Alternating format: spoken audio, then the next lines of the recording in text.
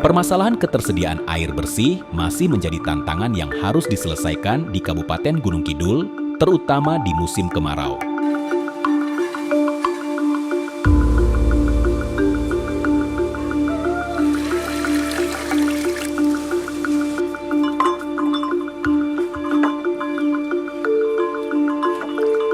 Kesulitan ini seringkali bertolak belakang dengan citra Gunung Kidul sebagai destinasi wisata yang populer, di mana para wisatawan datang untuk menikmati keindahan alam yang luar biasa.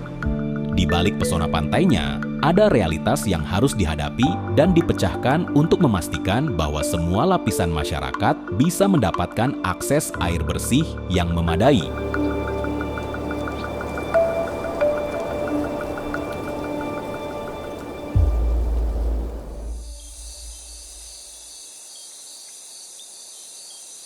Kami berdiri di salah satu mulut gua Sungai Bawah Tanah yang merupakan sungai yang cukup bisa diandalkan untuk memenuhi kebutuhan masyarakat di Gunung Kidul, khususnya daerah Ponjong, Seropan, Karangmojo, dan Semanu.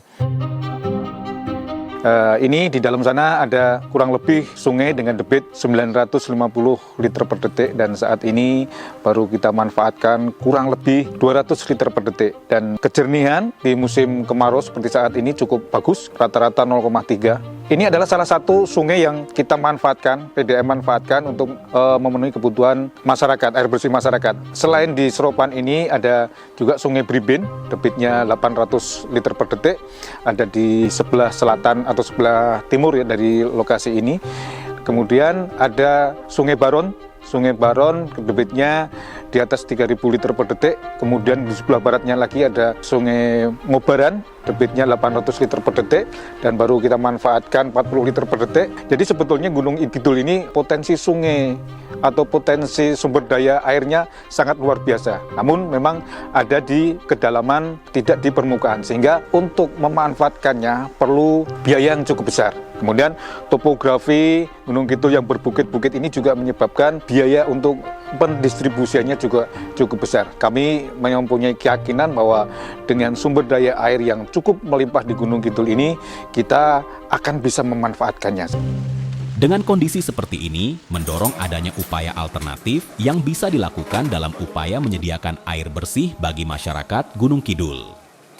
Salah satu upaya tersebut diinisiasi oleh sebuah komunitas yang menamakan diri sebagai Komunitas Resan Gunung Kidul.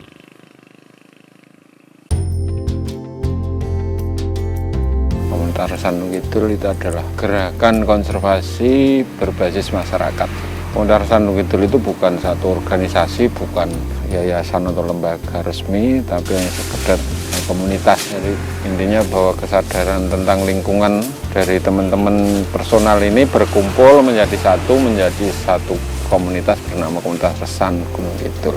Kegiatan kami itu menanam pohon, membersihkan sumber air kayak seperti ini, terus mencatat sejarah-sejarah tentang sumber air, cerita-cerita desa, cerita mitos, cerita rakyat, folklor, dan lain-lain yang terkait dengan penjagaan sumber air. Kami juga membibitkan berbagai jenis pohon, dan kami temukan bahwa ternyata pohon ini merupakan awal dari sejarah setiap desa, namanya toponim. Jadi setiap dusun atau desa di Gunung Kidul itu mayoritas dari nama pohon. Terus ya berbaur dengan masyarakat untuk mengenal lingkungannya. Jadi prinsip tentang gerakan ini adalah ketika masyarakat ini sadar dan menjaga lingkungan masing-masing. Seperti itu. Kegiatan budaya yang dilakukan Resan Gunung Kidul mencakup berbagai praktik, nilai, dan norma yang diwariskan secara turun-temurun dan diterapkan dalam kehidupan. Aktivitas ini dilakukan bersama warga masyarakat yang wilayahnya memiliki sumber air. Komunitas Resan itu mengajak kita untuk selalu uri-uri kebudayaan, dan sumber yang ada di tempat kita adalah sumber mata air. Karena air adalah sebagai sumber kehidupan apapun, manusia itu dari air. Manusia, binatang, hewan itu dari air. Alhamdulillah udah banyak sumber mata air yang udah keluar lagi dan muncul, bisa dimanfaatkan untuk kehidupan masyarakat yang ada, baik utamanya untuk pertanian ataupun untuk kebutuhan sehari-hari, yaitu untuk mandi, makan, minum. Apa yang kita laksanakan itu kan ada faedahnya dan ada manfaatnya. Dan di komunitas Resan itu bersama untuk melestarikan alam yang ada, terutama sumber air yang ada itu biar semuanya bisa dicukupi dan kita mewariskan itu semua untuk anak cucu kita. Karena apa? Sumber air itu ada sumber kehidupan. Dengan mempelajari kegiatan budaya yang dilakukan komunitas ini, kita bisa menggali lebih dalam bagaimana budaya berperan sebagai infrastruktur sosial yang efektif dalam menjaga ketercukupan air di Gunung Kidul. Melalui sudut pandang ini, kita dapat melihat bahwa budaya tidak hanya sekedar warisan leluhur, tetapi juga menjadi solusi praktis dalam menghadapi masalah lingkungan yang kompleks.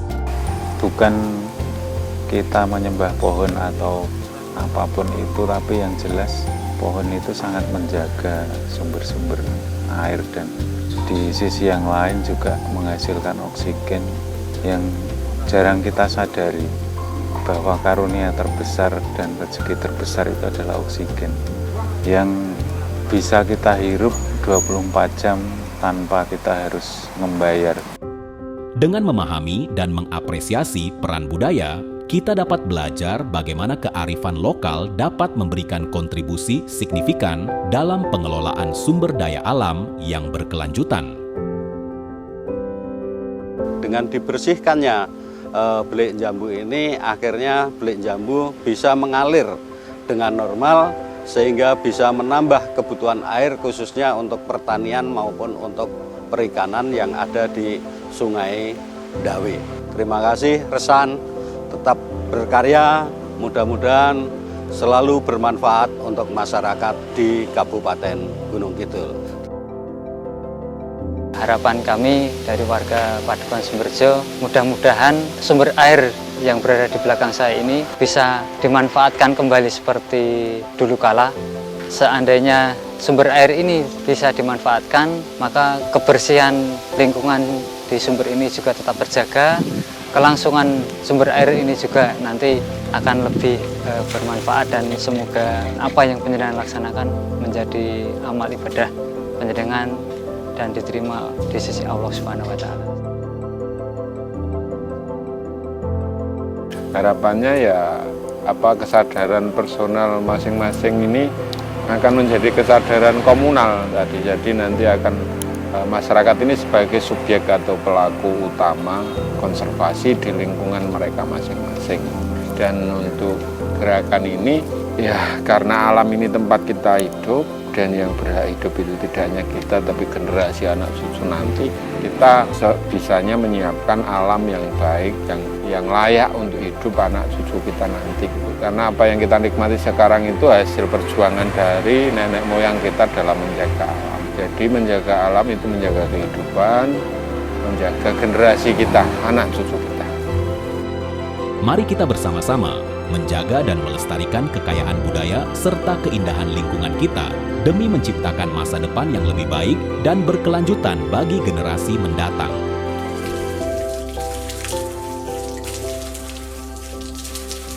Alhamdulillah, banyu wis gampang.